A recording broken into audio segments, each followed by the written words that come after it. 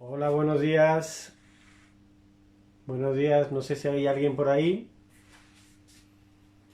Ya casi son las 11 y si no son ya, vamos a empezar el directo. Vamos a esperar un minutito, minuto y medio a ver si se conecta la gente.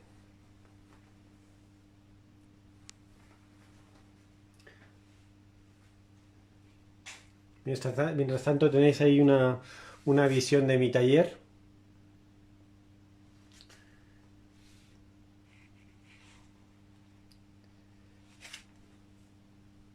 Vale. Hola, buenos días. Veo que ya os vais conectando poco a poco. Vamos a esperar un minutito más para ver si estáis todos.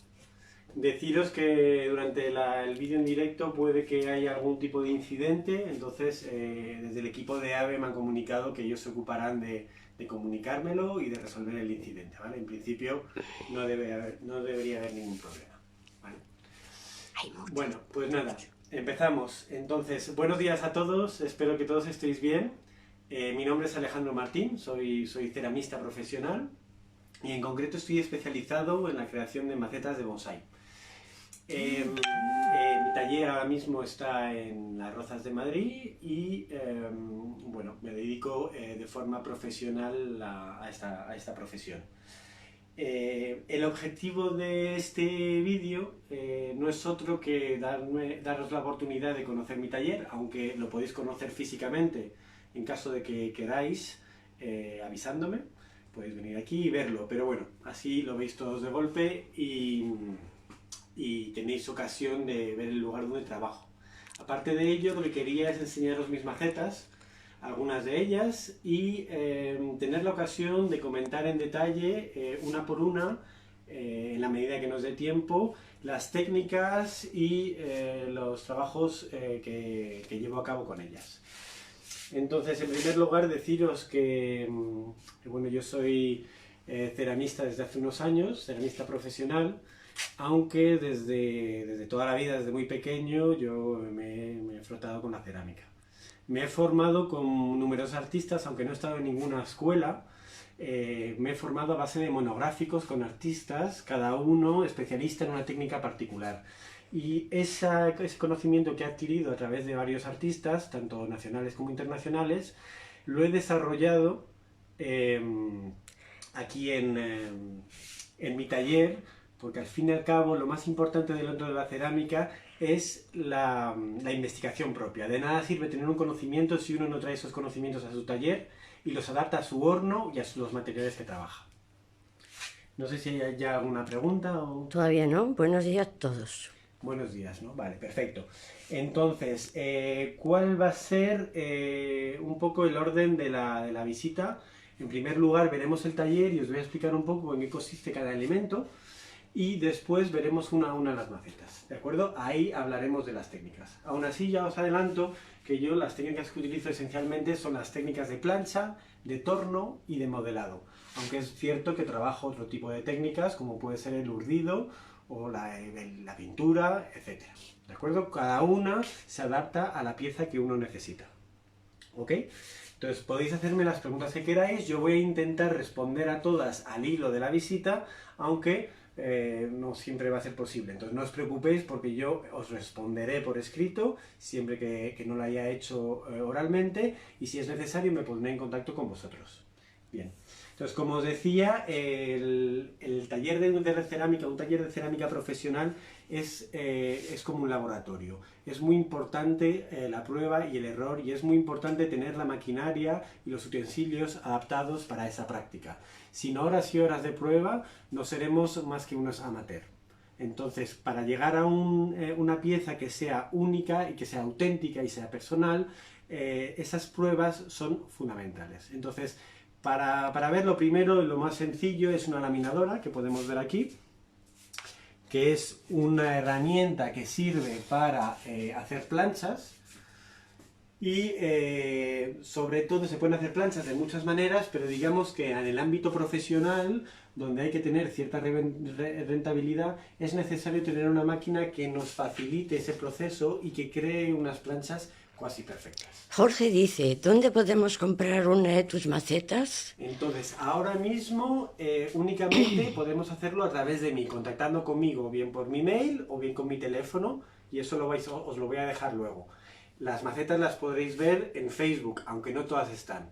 Lo hacemos a la manera tradicional. Vosotros venís a mi taller, veis las macetas, o bien en ocasión de alguna de las ferias a las que voy con mis macetas. Seguimos por aquí, entonces vais a ver toda una serie de tablas que son necesarias para trabajar. Estas son soleras para hacer macetas redondas grandes. Estas son para hacer macetas rectangulares. Y después nos acercamos por aquí. José dice, ¿vas a dar algún consejo para aprender qué maceta le van mejor a cada árbol? A ver, yo soy especialista en cerámica, no en bonsái.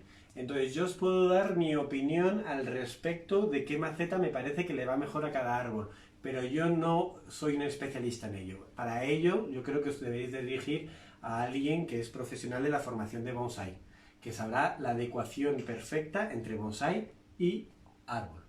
Y maceta, perdón. Yo lo que soy es un especialista en cuanto a la maceta. Yo os puedo garantizar la calidad de la maceta, os puedo garantizar unos acabados y después únicamente es una cuestión de opinión. Yo os puedo dar mi opinión, que la tengo obviamente. Entonces por aquí podemos ver ciertas cajas. Deciros que estamos en una parte del taller nada más. Hay una parte de arriba que no sé si podremos ver, que es una parte que está al aire libre. Bueno, está cubierta, pero está fuera. Entonces, aquí tenemos barros reciclados porque en mi taller nos preocupamos mucho por la ecología. Reciclamos tanto los barros como los esmaltes. En un taller profesional generamos mucha cantidad de residuos y si no los tratamos correctamente, al final del año estamos generando una basura que contaminará más o menos, pero contamina, que no es, para mí, no es de recibo. Entonces, me preocupo mucho de reciclar ese barro y ese esmalte. Aquí tenéis una galletadora o extrusora. Es una máquina que sirve para mezclar el barro, para amasarlo, o para mezclar dos pastas diferentes. O también para una pasta meterle chamota y mezclarlo. Digamos que es una mezcladora. Es un modelo pequeño para un taller de estudio artesanal como este. Los hay mucho más grandes, pero es una maquinaria imprescindible. Vuelvo a repetir que un profesional que se gana la vida con sus macetas tiene que tener cierta agilidad a la hora del trabajo. Si lo hacemos todo al método, digamos, tradicional, corremos el riesgo de no ser eficientes y, por lo tanto, no llegar a fin de mes en ese sentido. Entonces, esta maquinaria nos ayuda y no deja de ser muy artesanal porque yo, una vez que sale por aquí el barro, lo vuelvo a amasar bien. Esta máquina no me hace todo el trabajo, simplemente me lo adelanta.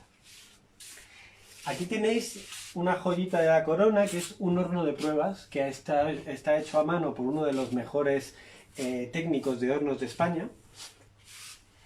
Esta máquina me permite hacer pruebas de forma muy ágil. Si un cliente me pide algo en concreto, sin hacer muchas demoras, me puedo permitir el lujo de hacer pruebas. Tengo dos hornos más. Tengo un horno de tamaño mediano y un horno de tamaño grande de 300 litros, que están arriba, en la parte que os he comentado antes, en la parte exterior. Esos hornos, por su volumen, no son convenientes para las pruebas, aunque también hago pruebas en ellos, obviamente, pero no tienen la agilidad que tiene este horno. Una parte muy importante es el laboratorio. En este taller tenemos un pequeño laboratorio con todas las materias primas que podéis ver aquí. La mayoría no son materias primas muy tóxicas, porque aquí no trabajamos ni con plomo ni con cadmio. Trabajamos con materias primas que con cierta precaución no hay mayor problema. ¿De acuerdo? Y con material de laboratorio muy importante para la medición. A la hora de elaborar un esmalte, la medición es la clave del éxito, porque si nos sale un esmalte bien y no sabemos reproducirlo correctamente, nunca volveremos a ese resultado que tanto nos ha gustado. Entonces, es un arte muy científico en ese sentido. Os voy a enseñar, no sé si tengo algún cuaderno por aquí, ahora mismo no lo tengo, donde tenemos apuntado todas las fórmulas de todos los esmaltes que generamos e incluso medimos densidades y medimos formas de aplicación necesarias para alcanzar el resultado deseado. El esmalte se prepara aquí en este tipo de botes, ¿de acuerdo? Aquí tiene una nomenclatura, BA7 4, base de alta temperatura 7 doble prima, eso indica el número de pruebas que hemos hecho hasta llegar al resultado deseado y se preparan este tipo de botes. Entonces, el polvo lo que se hace es que se pesa, se mezcla, se pesa y se pasa por un tamiz. Muy importante y muy laborioso. Este proceso puede tardar hasta 2 horas para tamizar solo 2 kilos de esmalte. Y es lo que nos garantiza que después el esmalte estará fluido y al aplicar nos irá bien. Bien, seguimos por aquí. Tenemos nuestra mesa de trabajo, una mesa alta, es muy importante para trabajar también. Todo yo que soy alto y me gusta trabajar de pie, es necesario tener espacio para poder trabajar cómodamente. A continuación os voy a enseñar otra zona del taller, que digamos que es la zona de los tornos, donde lo que vais a ver en primer lugar es una mesa de amasado. La mesa de amasado también sirve de mesa de trabajo, quitando estas tablas. Me puedo dedicar aquí a pintar o a modelar, porque es la zona donde modelo todos los trabajos. Tenéis una torneta alta, muy importante también para trabajar, para hacer demostraciones. Y aquí tenéis dos elementos con los que trabajo muchísimo, son 2 tornos.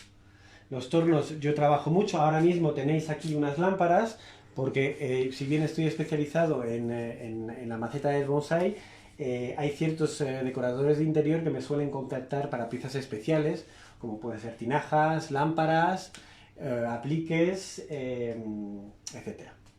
Tenéis toda una serie de herramientas, toda la estantería de herramientas, y por supuesto, y algo muy importante, es el espacio.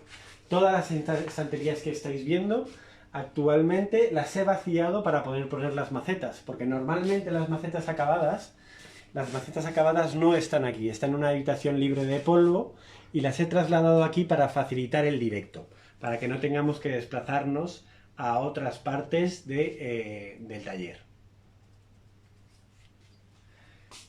Entonces, si queréis, vamos a empezar a ver las macetas. Si hay alguna pregunta en cuanto al taller, arriba, en la parte de arriba, que no la vamos a ver por cuestión de tiempo, aunque si al final vemos si hay interés lo podemos hacer. Tenemos el horno grande, el horno mediano, tenemos una cabina de esmaltado, un compresor, 2 bancos de trabajo para trabajar una vez que la cerámica está cocida.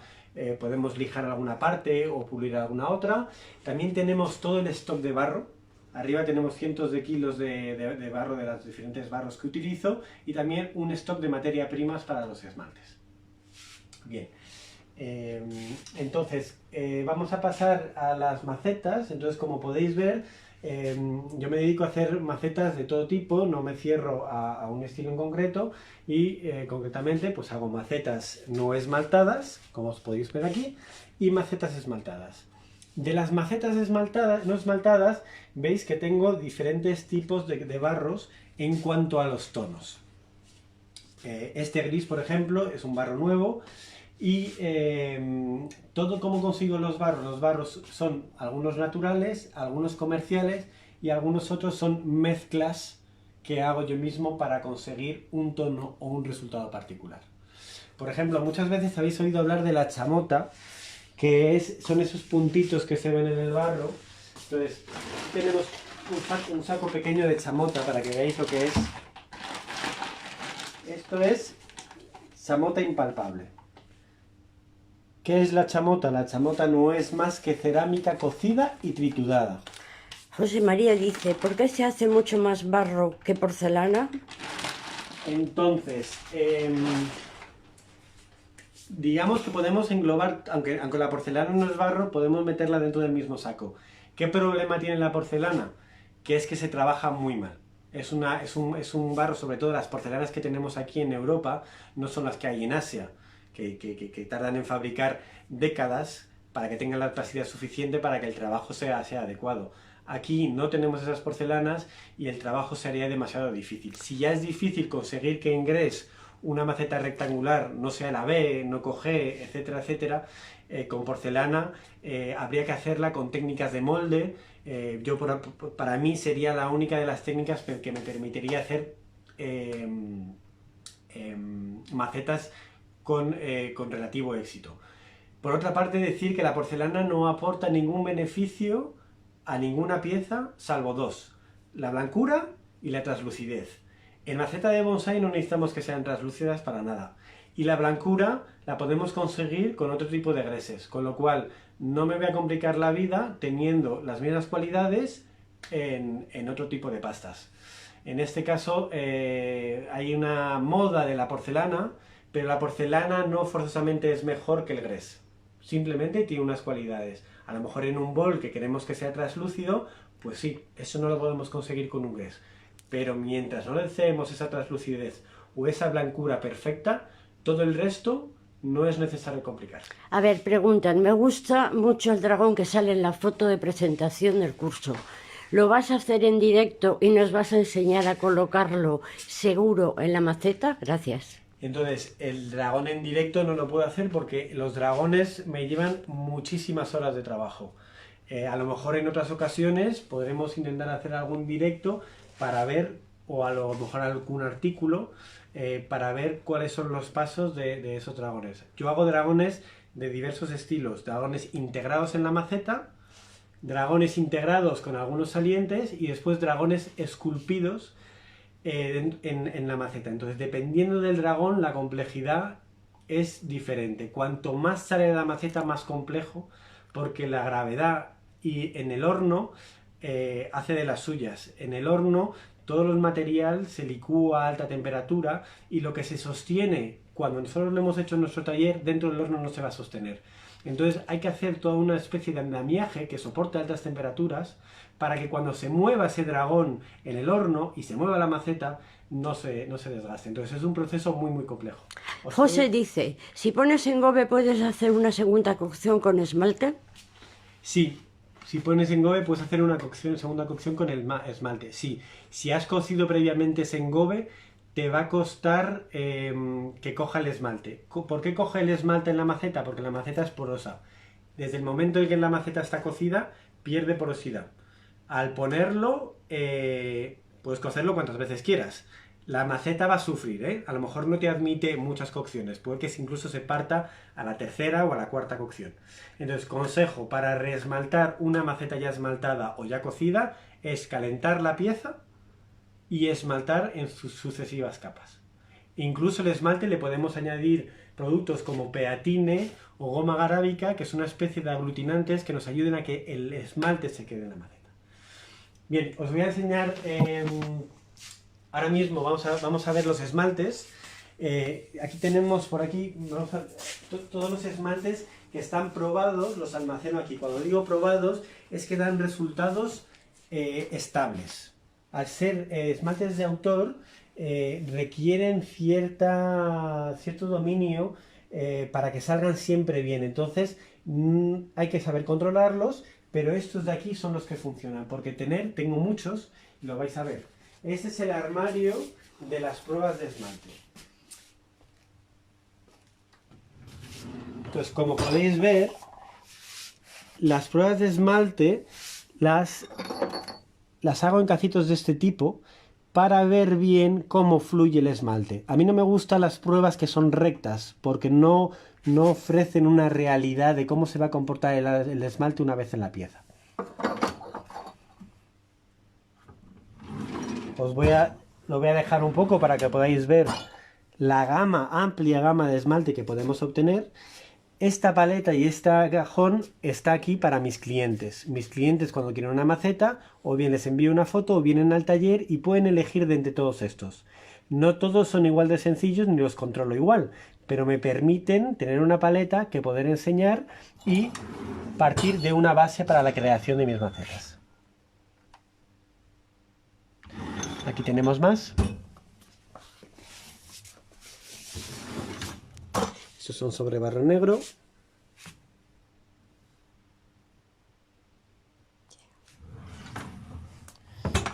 Tenemos una pregunta ahí.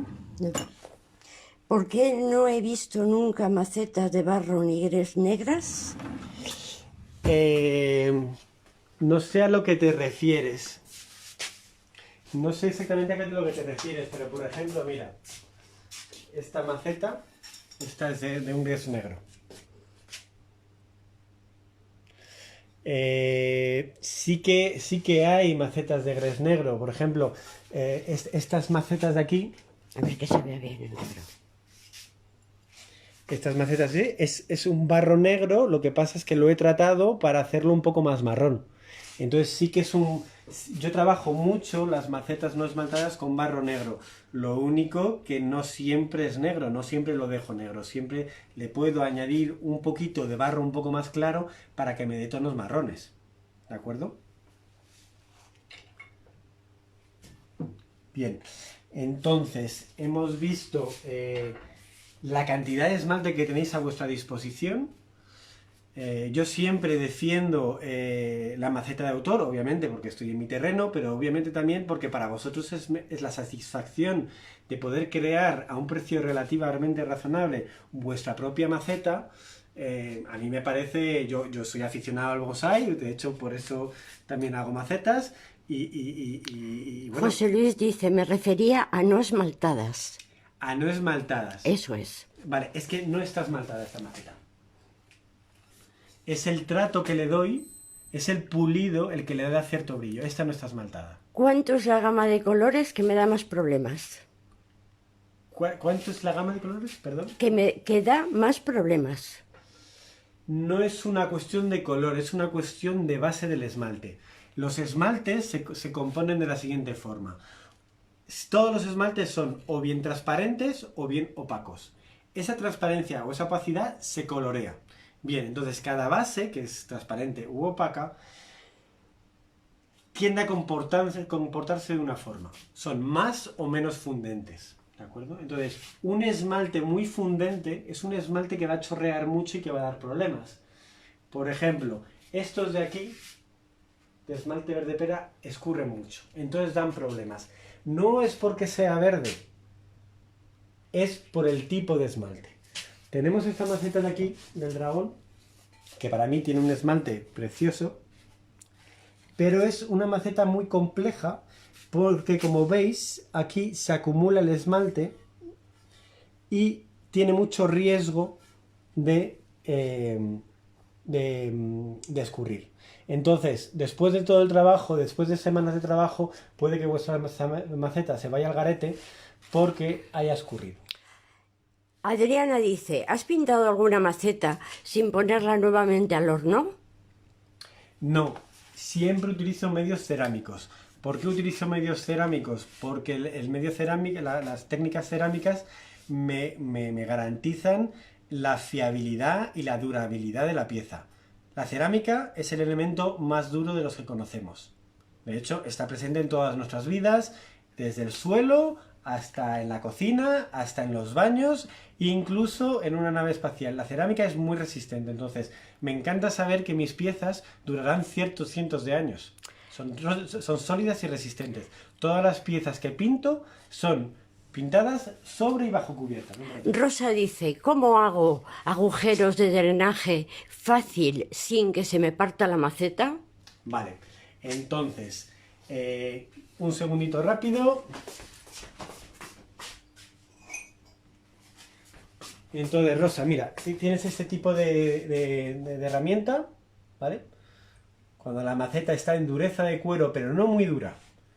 Tiene que estar el barro blandito. Trabajar con el barro blando requiere mucha destreza y los que hacéis macetas o trabajáis con el barro os costará al principio un poco, pero cada vez intentar hacer la pieza cada vez un poquito más blanda. A ver, sin pasarse. Eso os permitirá que la maceta sea más agradecida con los cambios y el conflicto que haya. ¿Cómo? Entonces voy a ir enseñando las macetas, dime. Adriana, ¿cómo se hacen los craquelados? Entonces, el craquelado es una disfunción entre el cuerpo de la maceta, o sea, el barro, y el esmalte. ¿Qué quiere decir? Que el esmalte contrae, pero la pieza de la maceta no contrae lo suficiente para que se adhiera a él. Entonces, craquela. ¿Cómo se hace? No hay una fórmula. Tenéis fórmulas en internet a tropel, pero eso no quiere decir que una fórmula craquelada de fulanito o mía misma os vaya a funcionar en vuestro horno en vuestras condiciones. Tenéis que ir probando. Pero bueno, os invito hay una página que se llama glazy.org, glazy.org. Si queréis mandarme un mensaje más tarde y os lo digo, hay millones de recetas. Pero os digo una cosa, cada receta es única. Nadie os garantiza que la receta de otro os vaya a salir en vuestro horno. De nada serviría que a mí me pidieseis mis recetas, porque yo os la puedo dar entera, pero no os va a salir igual. De hecho, yo en mis hornos las esmaltes me salen diferentes, para que veáis la diferencia. Bueno, entonces para que veáis, esto es una maceta pintada a mano sobre cubierta. ¿Qué quiere decir? Que la he pintado sobre el esmalte. ¿Vale? Si queréis verla.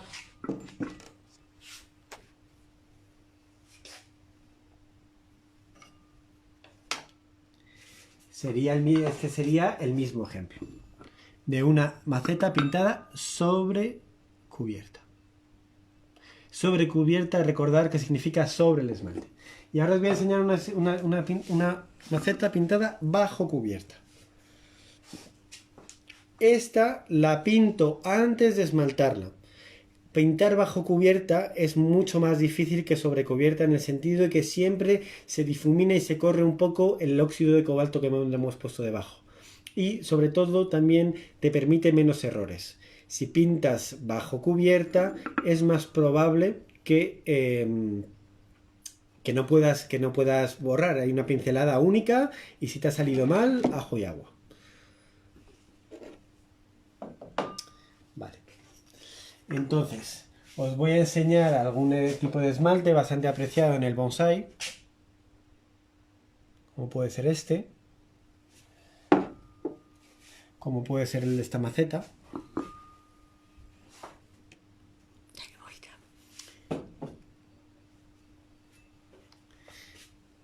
Entonces, ¿cómo la técnica? ¿Cómo hago yo esta maceta? Esta maceta está hecha a torno.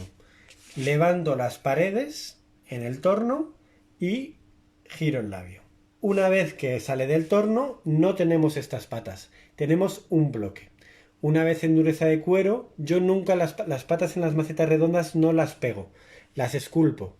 Digamos que le doy la vuelta, ¿de acuerdo?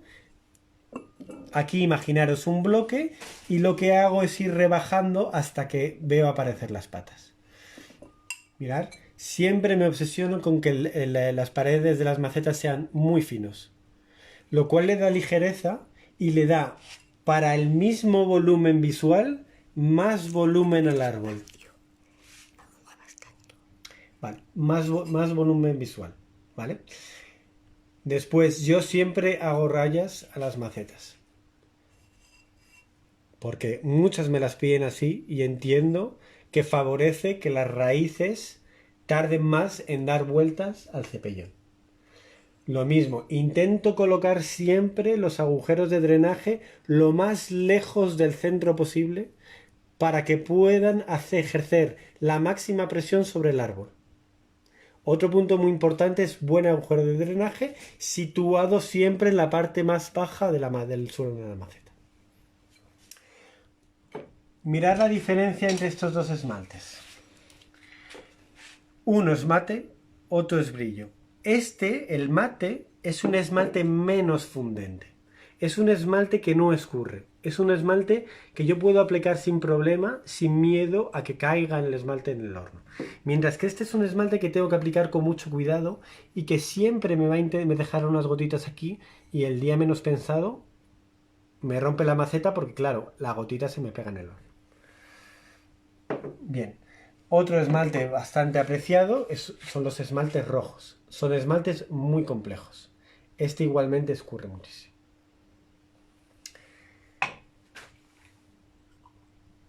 No porque sean pequeñas son menos valiosas. Esta macetita es una joyita.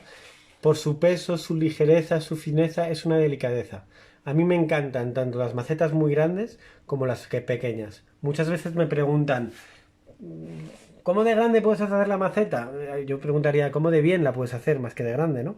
Es más importante la calidad que la cantidad.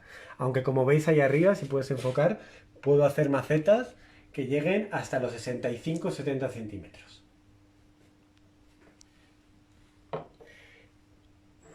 Os enseño otra macetita. En este caso es una maceta que igualmente la he hecho al torno, ¿de acuerdo? He esculpido las patas base, pero le he añadido la escultura por encima. del dragón.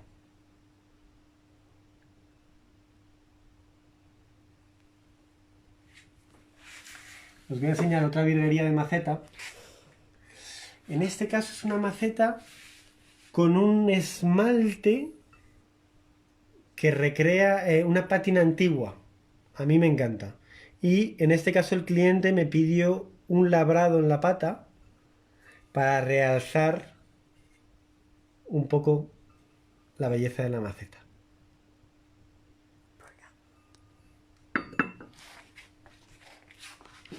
En este caso yo siempre me fijo de que la maceta nunca coge. Para mí es una condición muy importante.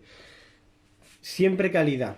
Siempre intentar dar lo mejor. A mí me apasiona mi trabajo y siempre tiendo a la excelencia. Como veis en este caso, he hecho 3 agujeros de drenaje y siempre por alambre pongo 2 agujeros de anclaje, siempre en los extremos. Las macetas que tienen agujeros en el centro no me gustan porque después el árbol no lo puedes agarrar bien. Al agarrarlo lo levantas. Aquí sí que ayuda a dejarlo hacia abajo.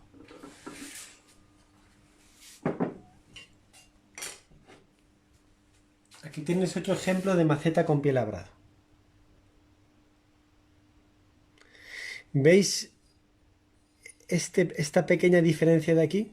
Son esmaltes que al fluir, no es que yo haya puesto 2 colores, son esmaltes que al fluir van dejando capas de colores y aunque sea imperceptible ese fluido, yo lo conozco y sé que me va a dejar ese bordecito tan característico de este esmalte.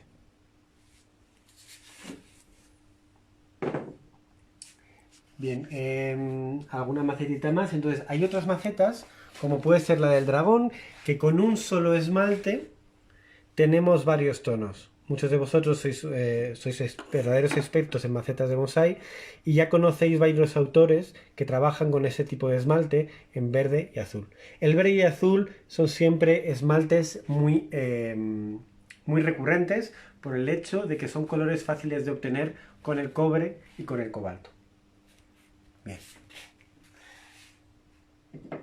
¿Qué más os puedo enseñar? Entonces, aquí tenemos una macetita, a ver, os la traigo, que a mí me gusta particularmente, de un azul celeste, que para mí es una verdadera delicia. Estas macetas que son o bien satinadas o bien mates, envejecen muy bien. Porque cogen pátina con más facilidad que las que son totalmente brillantes, porque son más lisas. Entonces, al tener una micro rugosidad, agarra muy bien y va a envejecer fabulosamente. En ocasiones mezclo también esmaltes para dar efectos. En este caso no es un esmalte mezclado, es el mismo esmalte con diferentes capas el que hace que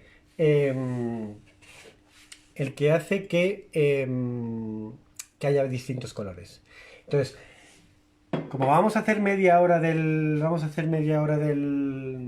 directo, vamos a tener que cortar para que así el vídeo después se pueda subir mejor a YouTube, ¿de acuerdo? Ahora os voy a contar, en cuanto volvamos, cómo hago para hacer diferentes colores con diferentes esmaltes, ¿de acuerdo? Entonces, no os vayáis porque va a ser cortar y volver a iniciar, ¿de acuerdo? Hasta ahora mismo.